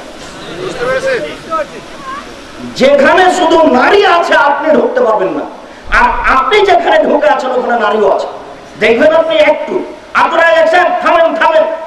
আমরা একটা হাদিস পড়েই বা দোয়াটা পড়েই আল্লাহ রাসূল বলেছেন, কেউ যদি ওযু করার পরে বলে আশহাদু আল্লা ইলাহা ইল্লাল্লাহু ওয়াহদাহু লা শারীকা লাহু ওয়া আন্না মুহাম্মাদান আবদুহু ওয়া রাসূলুহু, তাহলে তার জন্য জান্নাতের 8টি দরজা খোলা। সুবহানাল্লাহ। এবার আপনি একা এখানে নন, আপনি যদি ওযুর পরে দোয়া করেন জান্নাতের দরজা খোলা, কোন মহিলা যদি পড়ে তার জন্য খোলা, তো আপনার জন্য পৃথক কোথায়? আমি মনে হয় বুঝাতে পারছি না। সম্মানিত দিনী ভাই বোনেরা, আমরা বলছিলাম একজন ব্যক্তি যদি হজ করে আসে, তার রাসূল বলেছেন যার হজ কবুল হবে সে হয়ে যাবে ওই দিনের ছেলের মতো যেই দিন তার মা তাকে প্রসব করেছে, যেই দিন তার মা তাকে জন্ম দিয়েছে। তাহলে হজ করলে আপনি নিষ্পাপ হয়ে গেলেন যদি কবুল হয়, আলহামদুলিল্লাহ।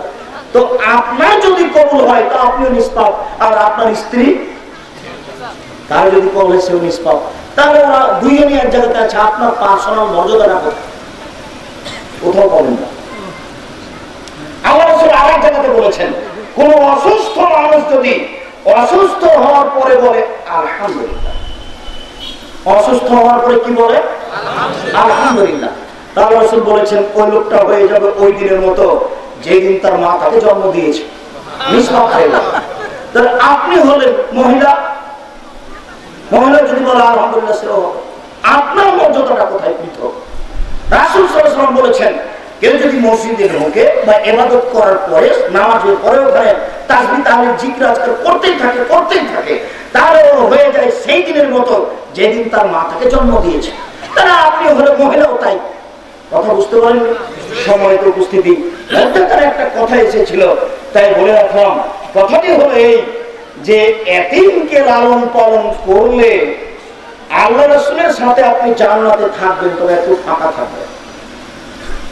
আর যদি দুইটা মেয়ের লালন পালন করেন তাহলে আপনি আর আল্লাহ রাসূল জান্নাতে থাকবেন, তখন একসাথে ফাঁকা থাকবে না। এখান থেকে এসেছে এতগুলি কথা যেটা বলছিলাম। সম্মানিত উপস্থিতি, বলছিলাম সবচেয়ে ব্যতিক্রম ইবাদত হচ্ছে নম্র আচরণ, সদাচরণ। নম্র আচরণ দিয়ে যত নেকি পাওয়া যায় পৃথিবীতে আর কোন আমল দিয়ে তত নেকি পাওয়া যায় না। নম্র আচরণ দিয়ে মানুষকে যত ঘায়েল করা যায়, কঠোরতা কর্কশতা দিয়ে মানুষকে তত ঘায়েল করা যায় না। একটু এখানে আর একটা লম্বা হাদিসের একটা অংশ আল্লাহ রাসূলের আমি বলিনি। সুমামা বিন ওসালের হাতে রশি বেঁধে মসজিদের খুঁটিতে বাঁধা আছে। আল্লাহ রাসূল বললেন, সুমামা তুমি কি ইসলাম গ্রহণ করবে? তখন লোকটি বলছে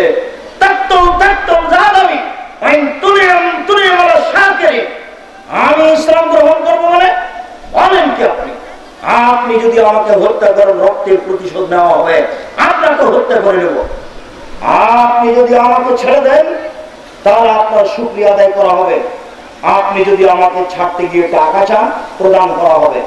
আল্লাহ রাসূল তার ধাকড় দেখে চুপ হয়ে গেলেন। বাপ রে বাপ, আমার রশিতে বাঁধা আছে, এত কিছু বলে। আল্লাহ রাসূল কিন্তু কিছু বললেন না, মনে মনে থাকলেন। পরের দিন, সুমামা তুমি কি ইসলাম গ্রহণ করবে? তখনও বলছে আমি ইসলাম গ্রহণ করবো মানে বলেন কি? আপনি যদি আমাকে হত্যা করেন হত্যা করে নেওয়া হবে, আপনি যদি আমাকে ছেড়ে দেন শুকরিয়া আদায় করা হবে, ছাড়তে যদি টাকা চান প্রদান করা হবে। কিছু বলেন না। পরের দিন বলছেন সুমামা তুমি কি ইসলাম গ্রহণ করবে? তখন বলছে ইসলাম গ্রহণ করবো মানে একই শব্দ 19-20 নয়। আপনি যদি আমাকে হত্যা করেন প্রতিশোধ নেওয়া হবে, আপনি যদি ছেড়ে দেন শুকরিয়া আদায় করা হবে, ছাড়তে গিয়ে যদি কিছু টাকা চান প্রদান করা হবে অনেক উদ্যমী। তখন আল্লাহ রাসূল বলেন সঙ্গী সাথী ফাতলে কুহু, তুমি আমাকে ছেড়ে দাও। তার পাশে গিয়ে আল্লাহ রাসূল বললেন না বাহ তুমি তো খুব দাম্ভিক গো, আমার রশিদে বাঁধা আছো, তুমি অনেক কিছু বলো। কিছুই বললেন না, চুপচাপ ছেড়ে দিলেন। এবার লোকটা যাচ্ছে আর বলছে বাপ রে বাপ, ভদ্র মানুষ দেখেছি তবে এত বড় ভদ্র দেখি। মানুষ কি আর এত বড় ভদ্র হতে হয়? এর নাম নম্রতা, এর নাম ভদ্রতা। বুঝতে পারেননি? এখানে একটু ওই যে মসজিদে ঢুকে লোকটা পেশাব করতে আরম্ভ করেছে, মসজিদে পেশাব করতে আরম্ভ করেছে। আমরা যদি বাইতুল মুকাররমে ঢুকে বা টাঙ্গাইল কোনো মসজিদে ঢুকে জুতা পরে হাঁটি, তাহলে মুয়াজ্জিন ছুটে গিয়ে একবারে আরো কিছু করবে। এখন মসজিদে পেশাব করা শুরু করেছেন, তখন সাহাবীগণ বলছেন এই ছি ছি ছি, এই চিৎকার শুরু করেছেন। তখন আল্লাহ রাসূল বলেছেন দাও ছাড়ো, ওকে পেশাব করতে দাও। পেশাব করা শেষ হয়। অনেক বিজ্ঞানী বলেন, অনেক ডাক্তার বলেন পেশাব চলাকালীন বন্ধ করলে অসুবিধা আছে, হতে পারে। এই কথাটা আল্লাহ রাসূল কিছু বললেন না, তবে হতে পারে। তবে আল্লাহ রাসূল বললেন হ্যাঁ তোমরা কিছু বলবে না, তারা পেশাব হয়ে গেল। শোনো, মসজিদে পেশাব করতে হয় না। মসজিদ হচ্ছে সালাতের জায়গা, তাসবিহ তাহলিল জিকির আজকারের জায়গা। ওমর বালতিতে করে পানি নিয়ে এসে পেশাবের উপরে ঢেলে দাও। আপনাকে আমি আচরণ কি দিয়ে বুঝাই? বাঙালি যদি বেশি ভদ্র হয়, এই লোকটাকে যদি গালি না দেয়, নাও মারে, তাহলে অন্তত এইভাবে বলবে বোকা মানুষ, বুঝানো পেশাব করে যাও, পানি নিয়ে উপরে ঢাল। কথা আমার বুঝতে পারেননি? কিন্তু আল্লাহ রাসূল তাকে ডেকে বললেন মসজিদে পেশাব করতে হয় না, তাকে পানি আনতে বললেন না। কেন? ও একজন না জানা মানুষ, কোথায় বালতি কোথায় পানি কি করে আনবে? আর এটা ভদ্রতা নয়। পৃথিবীর শ্রেষ্ঠ মানুষ, তিনি যে রাস্তা দিয়ে হাঁটতেন সেই রাস্তা দিয়ে শয়তান হাঁটতো না। এরকম একটা মানুষকে বলছেন ওমর, আবু বকর সিদ্দিক বালতিতে করে পানি নিয়ে এসে পেশাবের উপরে ঢেলে দাও। একজন পথিক অবুঝ মানুষ, যার জ্ঞান বুদ্ধি নেই, সেই মানুষটা মসজিদে পেশাব করেছে। সেই পেশাবের উপরে আল্লাহ রাসূল ওমরকে পানি ঢেলে দিতে বলেন। আপনাকে আমি কি দিয়ে বুঝাই ইসলামী আচরণ কি জিনিস? কি দিয়ে আপনাকে আমি বুঝাতে পারি আচরণ কি জিনিস? কাকে আচরণ দেখাবেন? আচরণ দেখার কে একটু, হয়তো আমরা শেষের দিকে চলে আসছি, আমি খুব দ্রুত আগিয়ে যাচ্ছি, এক খেয়ালে চেয়ে থাকবেন আমার দিকে, একবারে নড়াচড়া করবেন না, বুঝতে পারবেন না। মহান আল্লাহ বলেন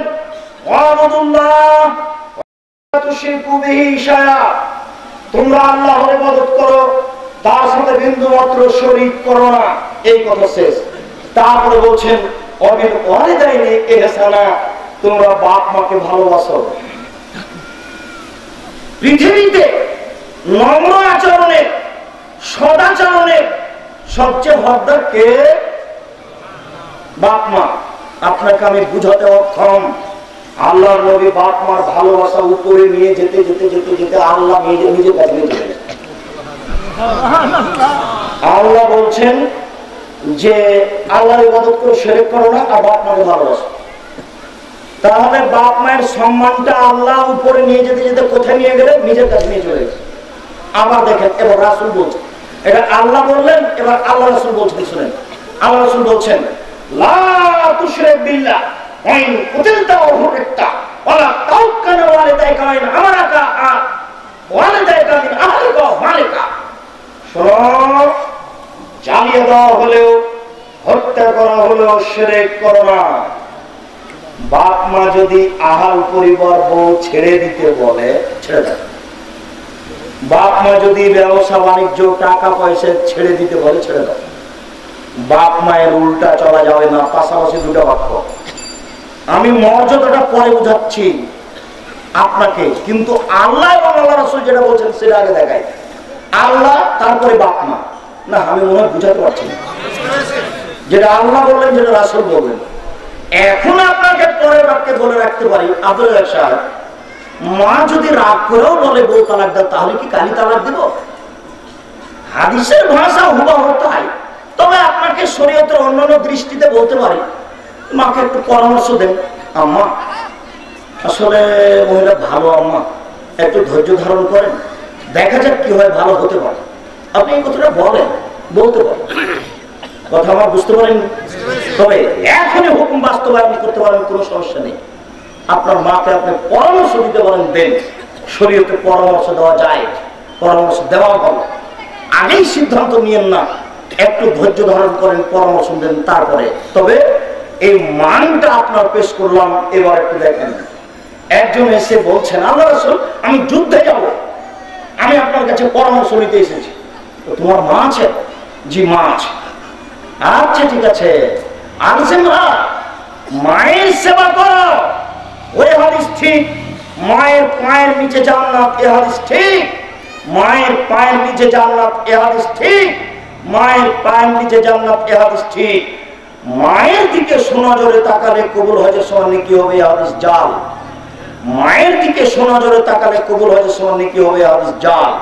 একজন সাহাবী এসে বলছেন, আল্লাহ রাসূল বলেন তো, মা হাক্কুল ওয়ালিদাইনি আলাল ওয়ালাদ, ছেলে মেয়ের উপরে বাপ মায়ের কি হক, বাপ মা ছেলের উপরে কি পাওনা রাখে? তখন আল্লাহ রাসূল বলছেন, কি পাওনা মানে? বলো কি তোমরা?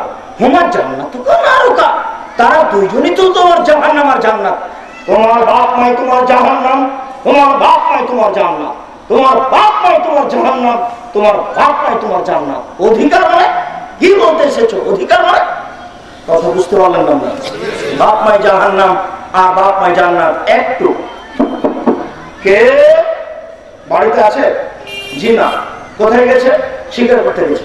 কখন আসবে? সন্ধ্যায়। কেমন আছো? খুব একটা ভালো নেই। আচ্ছা ঠিক আছে, আসলে সালাম দিও, চোখ পরিবর্তন করতে বলিও। বুখারী মুসলিম। সন্ধ্যার সময় এসেই জানতে পেরেছেন ইসমাইল আলাইহিস সালাম আব্বা এসেছিলেন। ঢুকে বলছেন, কি ব্যাপার, কে এসেছিল? জি, একজন বৃদ্ধ মানুষ। কি বললেন? বললেন বাড়িতে আছে। আমি বললাম নেই। কোথায় গেছে? শিকার করতে গেছে। কখন আসবে? সন্ধ্যায়। কেমন আছো? খুব একটা ভালো নেই। কি বললেন?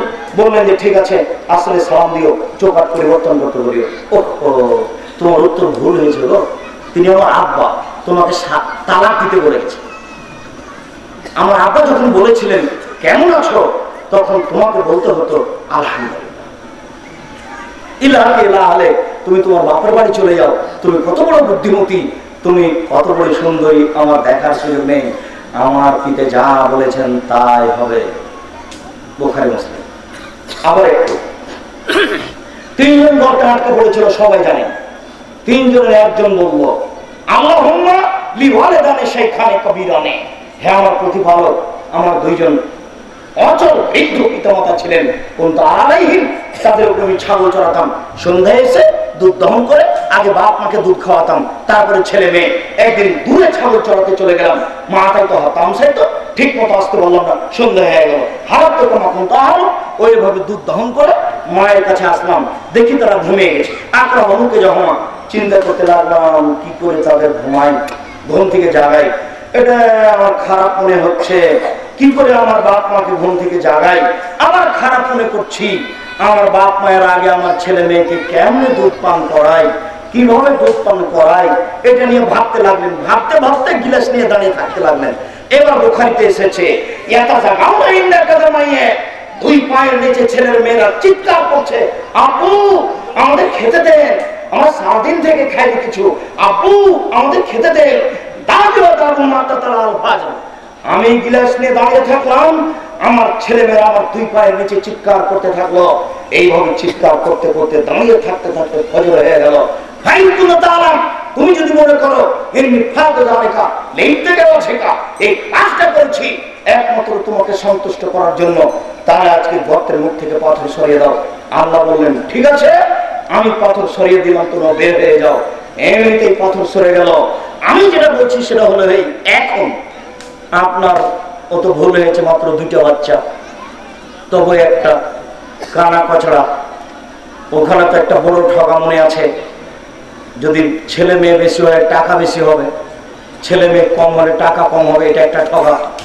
আর বিচারের মাঠে জয়টা ছেলে মেয়ে মরেছে, তারা বাপ মায়ের হাত ধরে নিয়ে তাকে জান্নাতে দিবেই। আপনার মাত্র ছেলে একটা, কয়টা মরে কয়টা থাকে, এখানে তো অনেক ঠগা।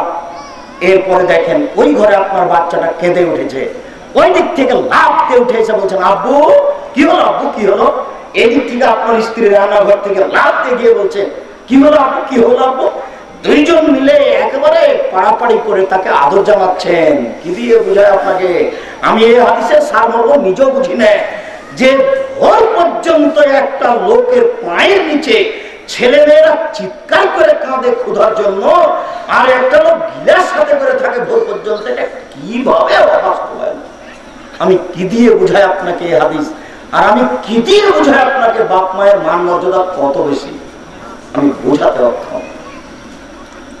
তবে এতটুকু কথা বলে গেলাম যুবক তোমাকে শেষে, যেদিন তোমার মা তোমাকে আদর করে খাওয়াতে পারে, কি আপু এটুকু নেও খাও, তখন তুমি বলছো খাবো না এখন, আমার না বললে তোমার জন্য রেখেছি খাওয়াবো, খাবো না এখন। সেই দিন মাকে ভালোবাসতে হবে, এর নাম ভালোবাসা নয়। যেদিন মা বিছানে পড়ে আছে, পেশাবের দুর্গন্ধে ভিতরে ঢোকা যায় না, যা বলে উল্টা বলে। কি উল্টা বলে? ওই ভাই ঢুকতেই আপনার মা বলছে, আমার তুমি এসেছো বেটা, আমার ছেলে আমাকে খেতে দেয় না বেটা, আরে আপনি এখনই খেতে দিয়ে বের হলেন। যা বলছে সবই উল্টা। 500 টাকা দিয়ে এসছেন মায়ের হাতে, মা এটা দিয়ে একটু ফলমূল কিনে খায়। পরের দিন খবর পেয়েছেন যে মা বড় বোনকে টাকাটা দিয়ে পাঠিয়ে দিয়েছে। একবারই উল্টা, যা করে সব উল্টা। আপনার ছেলের আপনার বোনের ছেলে যদি একসাথে খেতে বসে, তাহলে বড় রুই মাছ যদি রান্না করেন, তো রুই মাছের মাথাটা আপনার মা আপনার বোনের ছেলেকে দিবে। সবই উল্টা। আপনি এখন কি করবেন? যেদিন মা আদর করে খেতে দিচ্ছিল, সেই দিন মাকে শ্রদ্ধা করতে হবে, শ্রদ্ধা নয়। বিকাল 5টার সময় এসে স্ত্রীকে বলছেন, কি ব্যাপার, মায়ের পেশাবে দিচ্ছিলাম, ভিজা আছে, পরিষ্কার করনি মানে? তখন স্ত্রী বলছে, যাও তোমার মাকে তুমি দেখো, আমি দেখবো মানে? আমি ঘরে ঢুকলে তোমার মা আমাকে কত ভাষায় গালি দেয়, আমি দেখবো কেন? গালি দেয় ঠিকই, এখন কি করবেন? এখন যদি ভিতরে ঢুকে বলেন, হ্যাঁ তোর বৌমাকে গালি দিস, কে তোকে দেবে? জোর করে বললে তাহাজ্জুদ করে জান্নাত হবে না। এর নাম বাপ মায়ের সেবা। আপনাকে আমরা বুঝাতে পারছি না। ভিতরে ঢুকে যদি বল, হ্যাঁ সবসময় খাওয়ার নিয়ে প্রস্তুত হয়ে আছে, ওখানে খাও, ওখানে খাও, খানা পানি রেডি, এরপরে যে আসে তাকে বলে আমার ছেলে আমাকে খেতে দেয়, জোর করে বললে জান্নাত হবে না। বলতে পারেন কিভাবে? আম্মা এভাবে বললে যে আমার বলে না ভাই, আম্মা এভাবে বলা হবে না তো, মানুষরা আমাকে খারাপ বলবে। আম্মা আমি তো সব খানা পানি রেডি করে রেখেছি। কথা বুঝতে পারেনি? এভাবে বলতে হবে। যদি আপনি একটা বড় বিপদে, কোন বড় বিপদে আছেন, এখন যদি এটা তো পল্লী অঞ্চল, ঢাকা অঞ্চল হলে 1000 টাকার নোট বলতাম, একটা নতুন 500 টাকার নোট যদি আপনার স্ত্রীর সামনে আপনার মায়ের হাতে দেন, এবার আপনার স্ত্রীর মুখ খান দেখেন তো কেমন, একবারে এত বড় হয়ে যাচ্ছে। আরে আশ্চর্য, সব টাকা ছেলে মেয়ের পিছনে খরচ করি, সব টাকা বউয়ের পিছনে, স্ত্রীর পিছনে খরচ করি, আর 500 টাকা দিতে তার মুখখানি এত বড়, মনে হচ্ছে যেন আমি আকাশ থেকে ধপ করে বউয়ের কোলে পড়ে গেছি। আমার মা আমাকে প্রসাব করায়নি, আমার মা আমার পেশাব পায়খানা পরিষ্কার করেনি, আমার মা আমাকে লালন পালন করেনি। ভুল হিসাব, পরিস্থিতি একেবারে উল্টা। এই সময়তেও ধৈর্য পরিস্থিতিতে মাকে ভালোবাসতে হবে যে কোনো মূল্যে। পৃথিবীতে আপনার ভালোবাসার সবচেয়ে কাছের মানুষ হলেন পিতামাতা। তারাই আপনার জান্নাত নির্ভর করে, জান্নাত পাওয়া না পাওয়া। সম্মানিত উপস্থিতি, নম্র আচরণের উপরে আমরা একটা গুরুত্বপূর্ণ তথ্যবহ বিবরণ পেশ করছিলাম। এই ব্যাপারে আরো বিস্তারিত আলোচনা আছে, সময় সাপেক্ষ হবে। এই পর্যন্ত আজকের আলোচনা করে এখান থেকে শেষ করছি। আমরা তো চিরদিন থাকবো না, বক্তা চলে যাবে, বক্তৃত চলে যাবে। মৌলানা আব্দুল্লাহ বিন ফজল রাহিমাহুল্লাহ 4 ঘন্টা থেকে 8 ঘন্টা বক্তব্য দিতেন। বক্তব্য চলে গেছে, মানুষও চলে গেছে, মানুষও চলে গেছে, বক্তব্য চলে গেছে, আমরাও চলে যাব, বক্তব্য চলে যাবে। আমাদের বই পুস্তকগুলি থাকবে, মূল্যায়ন করুন। গাড়িতে আছে সব ধরনের বই, বিশেষভাবে তাফসীর তাওজীহুল কোরআন। এরপরে বলছি, আমি আপনাদের জন্য এই রূপগঞ্জ, ঢাকা রূপগঞ্জ খিলক্ষেত, এখানে 14 বিঘা জমির উপরে প্রতিষ্ঠান খুলেছি। এক বিশাল পরিকল্পনা নিয়ে আগাচ্ছি। উচ্চমানের ইংরেজি, বাংলা, আরবি শিখিয়ে এদেশের অন্যায়ের বিরুদ্ধে মুখে ও কলমে লড়তে চাই। আপনি এখানে ছেলে মেয়ে ভর্তি করুন, আল্লাহর কাছে দোয়া করুন, আল্লাহ আব্দুল সাহেবের প্রতিষ্ঠানটা কবুল করুন। ভর্তির তারিখ 3রা জানুয়ারি। কয়েকটা জিজ্ঞাসা, আল্লাহ আমাদের পরিকল্পনা কবুল করো, আল্লাহ।